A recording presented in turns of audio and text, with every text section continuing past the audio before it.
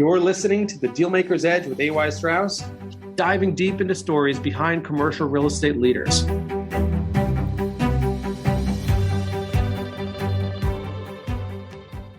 Hello, everyone, and welcome to The Dealmaker's Edge. Today, we are very happy to be joined by an old friend of mine, Michael Seeve, who's president of Mountain Development Corporation. The company was founded in 1979, and it's a full-service real estate company with more than 40 years' experience developing, acquiring, building, repositioning, managing, leasing, and financing commercial real estate. As president, Michael provides strategic leadership for the firm and works actively on many of the firm's projects, including industrial, office, retail, and data center assets throughout the greater New York City metro area. And among many other things, he also serves as chairman of the board at William Paterson University, and he's past president of New Jersey's chapter of NAIOP. Michael, it's really, really awesome you're here. I know you for a long time and can't wait to have a conversation with you today. Thank you. It's awesome to be here, not least of which because I think I invited myself on, but thank you. Not at all. You're someone I've always admired and respect, and you have tremendous insight. And I think people are going to learn a lot from your story, but also just your insights in real time is what's happening out there. We sort of follow a playbook a little bit with these recordings. We try to really, understand where people come from and their background. And maybe you could just share a little bit of your upbringing. I know your partner, Bob, played a pivotal role in your life. Maybe you could talk about your childhood, where you grew up, and sort of how you got into the business. So I was born in Brooklyn Heights. At the time, my late father and Bob Lieb were practicing law together.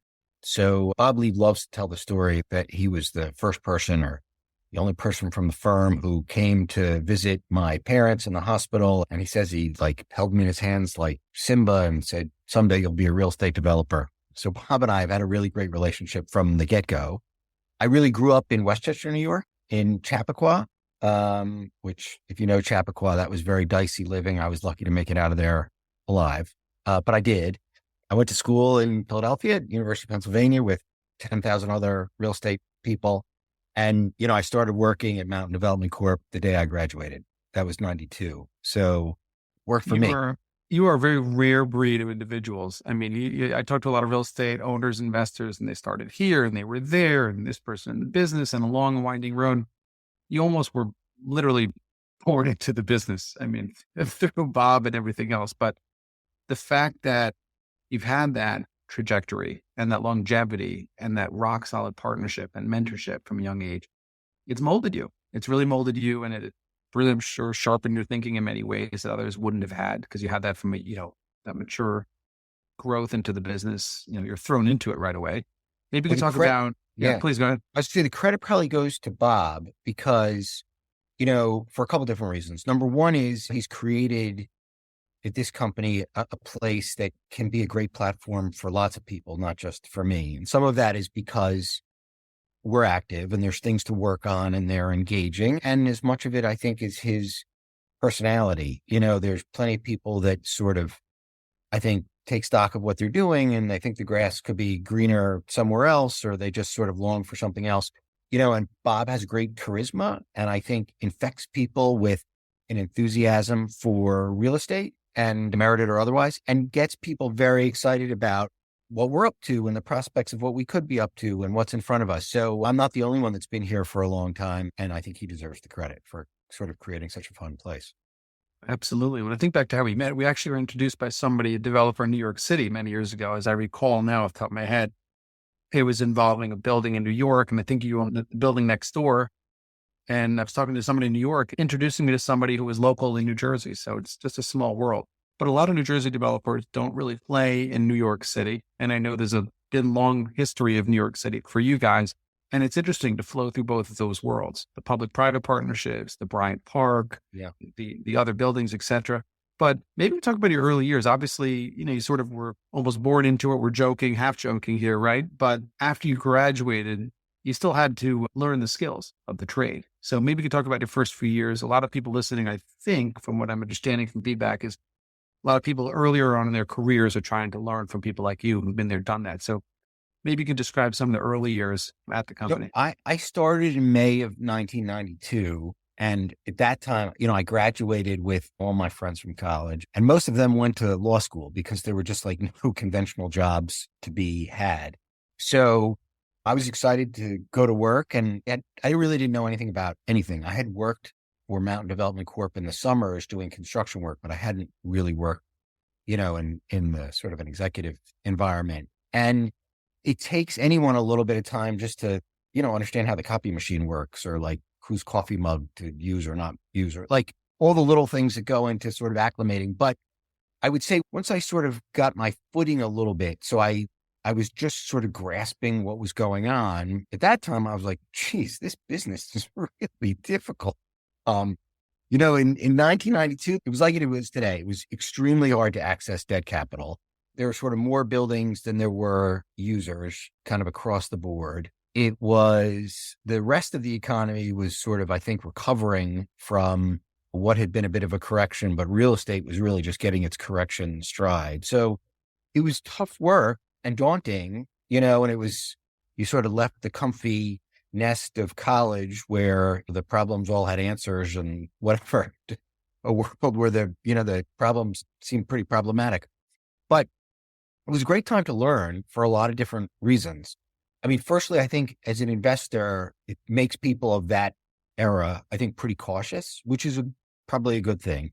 And then it really, at least for me, I learned an awful lot about the interpersonal skills that you sort of need to be successful then and now. It's much more than just sort of analyzing where rents need to be or deal terms or whatever. You really needed to be front and center with lenders and with tenants and with all kinds of counterparties to get them comfortable that you acknowledged, what was going on in the market, and you were doing the right thing, and you were going to sort of bring the asset, bring the deal, bring the transaction, whatever it is, to where it needs to be. And Bob's a great leader. There were a bunch of other people here at the time. I had a colleague I worked for who passed away named Tom Kelly. It was so valuable to sort of see them in action and the way they conducted themselves. And you needed it. When there's no confidence in the market, you need to have people who bring confidence to specific transactions. That's amazing. It almost sounds like today in many ways. Like Yeah. here where people try to compare today to the GFC, but that actually sounds more accurate. Maybe you could describe some of that. I mean, that obviously it's hard to describe charisma, right? Integrity sort of is more of like a constant, but maybe you could try to give sort of an example or two for somebody listening, because I think a lot of younger people coming into the business say, well, oh, what's the NOI? What's the cap rate? What's the IRR? And all of that is critical, mission critical.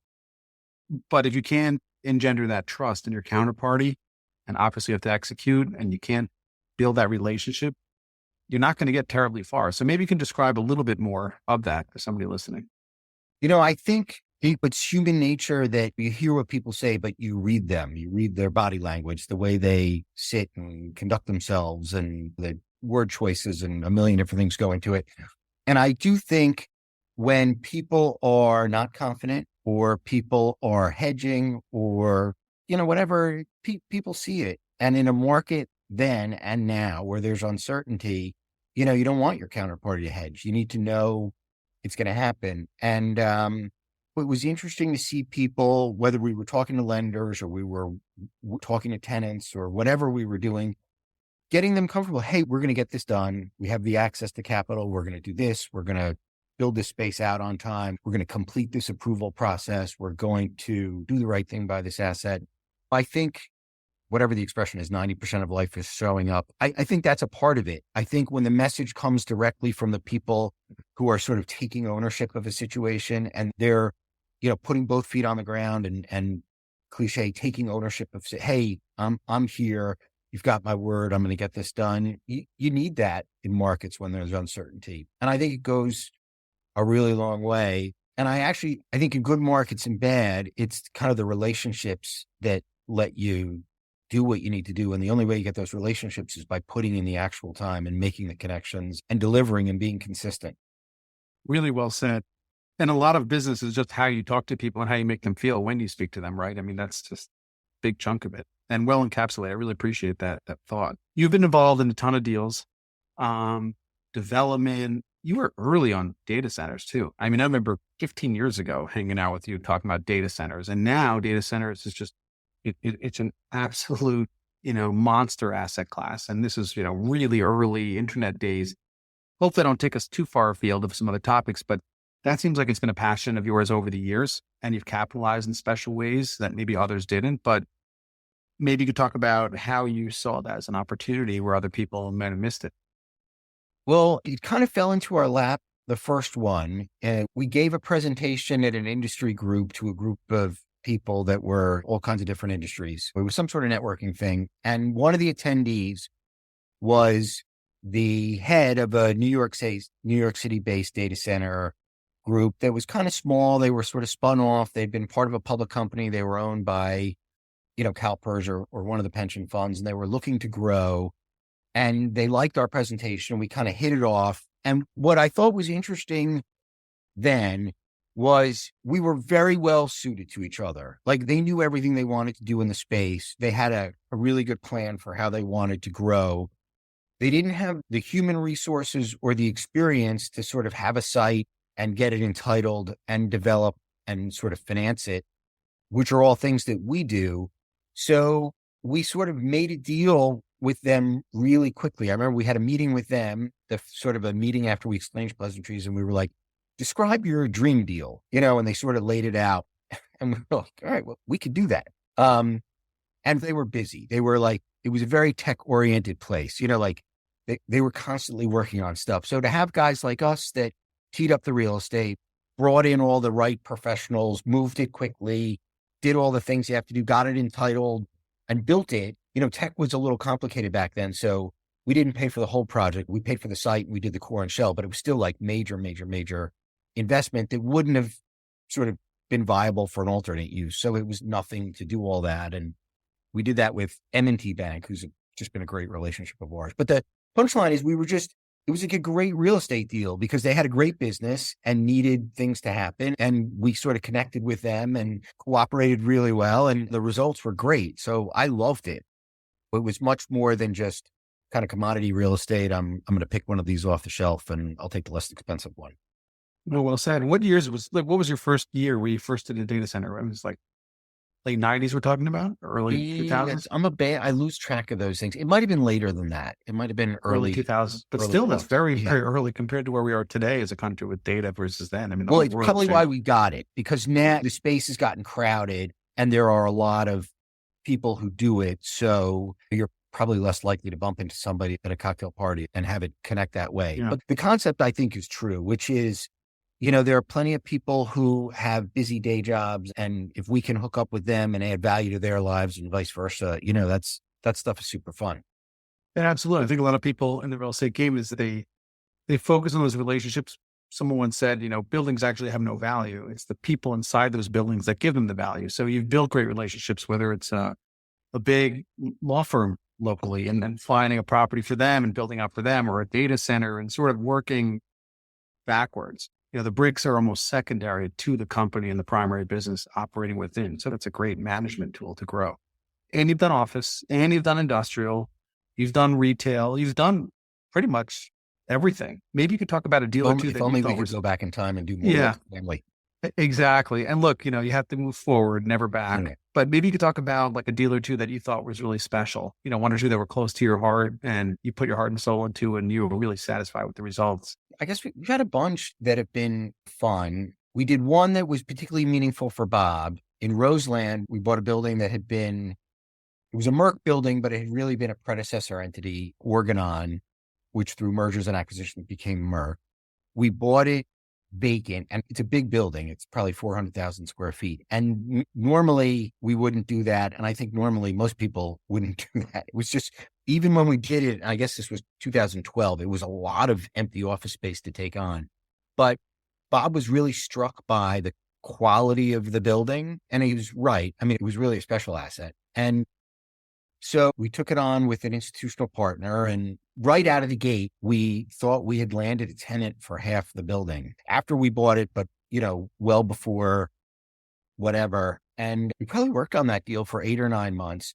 And for 7.5 of them, we were certain we were doing a lease. It was rah, get it done, get it. And the deal fell apart at the end for just like reasons we still probably can't answer, but it didn't happen. The real estate gods took us out of the sunlight and we all had to like dust ourselves off and whatever. But we ended up landing a couple of replacement tenants who today I wouldn't describe as replacement tenants. I would really say they were better tenants. Lowenstein Sandler, who was around the corner from us, chose to focus on the building. And so we worked on a transaction with them. And then shortly after we completed Lowenstein Sandler, we completed a deal with Connell Foley. So kind of the net result of it is Bob's original impression, which was like a really high quality building would attract tenants, was borne out. And today, those are like the kind of tenants we're so delighted to have in the portfolio. They're doing well, but they're busy. They utilize the space. They've got great energy. They lend to the building, just the kind of vibe you want. So that was kind of a really fun deal. I have a colleague, Bill Martini, he's my partner. He's not a colleague. And he's got a gift for finding real estate. He found a building, a multi-tenanted office building that had a lot of vacancy. Also, it was about half occupied, maybe a little bit less. We knew the seller, who was sort of getting out from a deal with a lender when it was financed at the wrong time and was looking to sell. We sort of did the same thing. We made a deal. We bought it, and a leasing broker, a guy named Dennis Gralla, who's a really good friend of ours, someone we've done a lot of stuff with us, ended up calling like a week later with a prospect for the building. And we just sort of dropped everything and sort of threw ourselves into it. And we ended up sort of signing a great lease with a company for the building.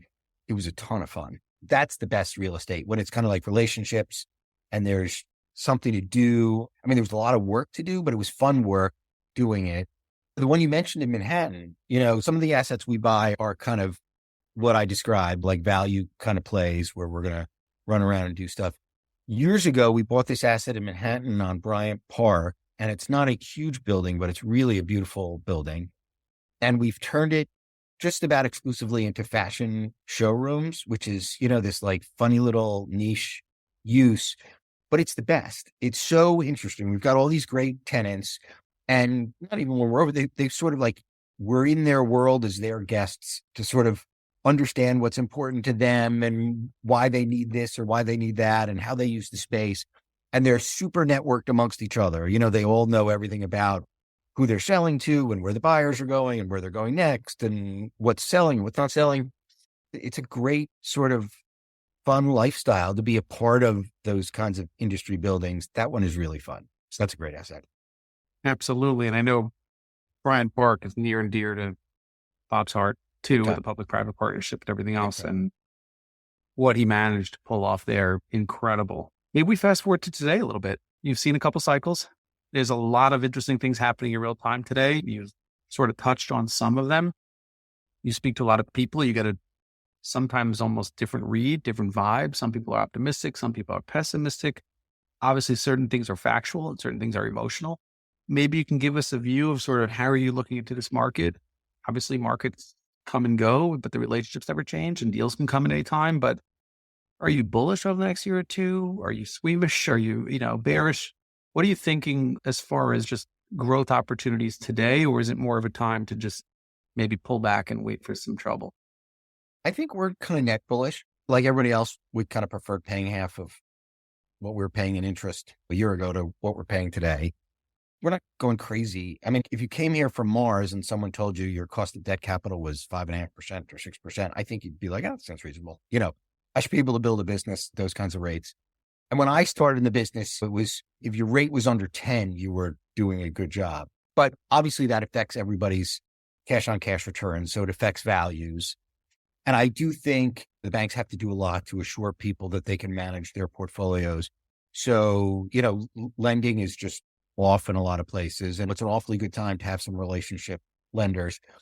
And I think, at least for us, it's also, life is easier in our deal size world than it is in like the monster deals. Almost all of our deals are sub $25 million, which I think makes everything so much more manageable. It would be very difficult if we had $1 billion mortgage to roll over or something.